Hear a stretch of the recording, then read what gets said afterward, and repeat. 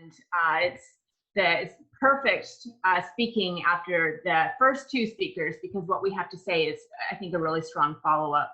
I'm Elizabeth, and I'm the co-founder of the Land Art Generator Initiative with Robert Ferry, the other co-founder, also architect. We're pulling up our slides, but to start, I would like to just frame, and I think this follows nicely with the previous presentation, that we need to really understand the health effects of climate change and what's coming. It is estimated that 250,000 people will die from the effects of climate change every year between 2030 and 2050. And this will be from vector-borne disease, diarrhea, malnutrition, heat stress, and other indicators. And we know that we can see right now the impact the disease has on public space. And we know that more of this is coming through climate change.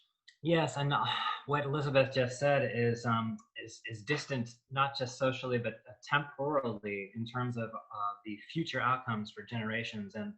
But what's important and what the COVID-19 crisis has pointed out is that the air pollution of combustion of fossil fuels is itself a public health risk that is extremely powerful. And if the research is true, 10,000 people are dying every year just from the air pollution, like Agostino showed the Beijing slide. That is an immediate concern, and we can focus people's attention for political action and change on the health risks of climate change from air pollution as well. And COVID-19 has laid bare the lack of resilience in our system, so it's important to address that as well. And what we do at the Land Art Generator Initiative is we look at the impacts on land use through oh, hold on a second. Here we go. On public spaces. If we go back to the beginning of electrification, all of our power plants were located in the hearts of our cities, and they were designed beautifully. Many of these have been converted into adaptive uses, of course, like the Tate Modern in London, for example. As our power plants were able to leave the city behind, they lost their relationship to human culture. They became pure utility. And this relationship of energy and utility and aesthetics has continued into the renewable energy sphere, giving some people pause to the proliferation of these infrastructures, especially as they get close to the places that we live and work. The land use implications of a 100% solar powered world are seen on the screen here in these black rectangles. And if we look specifically at a country like Australia, we can see that the good news is that we really could place a lot of that into our urban centers near the places we live and work, which makes the energy more resilient and frees the need to disrupt green fields and natural environments with these infrastructures. But of course, to do so, we need the input of community and designers and interdisciplinary process to reimagine these energy landscapes. So the Land Art Generator Initiative focuses on that. What would renewable energy installations look like if they are public art and if they respond to culture and site? And what if these energy landscapes are designed in collaboration with communities? Could that potentially disrupt the pinch points and the resistance to renewable energy infrastructure? So we've been holding international design competitions since 2010 for cities and sites around the world, also invited competitions. And these are by invitation of cities to reimagine energy landscapes in very specific sites. We won't go into the details of those partnerships right now, but most certainly can in a follow-up conversation if that's interesting. Going through just a quick summary of some of the amazing ideas, and we were really excited to see, Bjorn, your beautiful examples of artistic energy landscapes.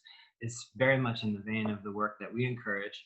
And as you can see here, bifacial solar panels, laminated technologies that can create splashes of color in urban landscapes. Also, as we go through, I encourage you to really notice the teams on these. These are truly interdisciplinary and large teams quite often that involve architects and landscape architects and urban planners and energy scientists working together. All of these are pre-COVID-19 ideas. It will be interesting to see what comes in the future. Here we have organic PV as the artistic element here. The solar hourglass reminds us that there's still time to avert the worst effects of climate change while it also powers 1,000 homes in the city. So a great example of the use of the spaces between our buildings to generate the electricity for our cities. Wave energy devices as a media for public art may be something that we see in the future. And of course, desalination technology designed as a public space and a public amenity with that pool in the center. So a lot of the work that we encourage is around participatory design, and empowering communities to design their own energy landscapes.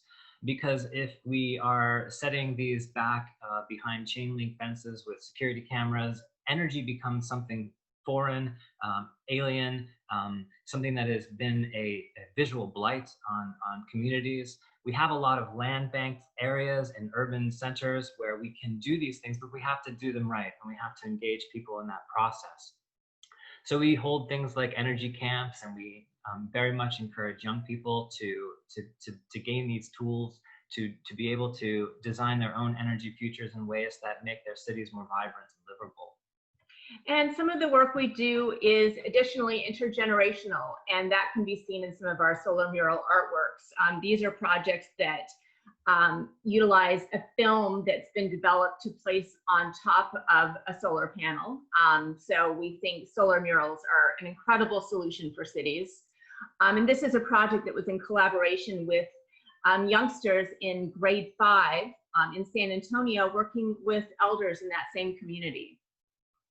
So you can see some of the design process, engaging people with thinking about what the solar infrastructure of their city can do for us. And we'll finish there and look forward to a conversation post-presentation. Thank you. I just want to quickly reiterate, since we do have a minute, that with 10,000 people, I just want to say this again, 10,000 people per day dying because of the consequences of air pollution.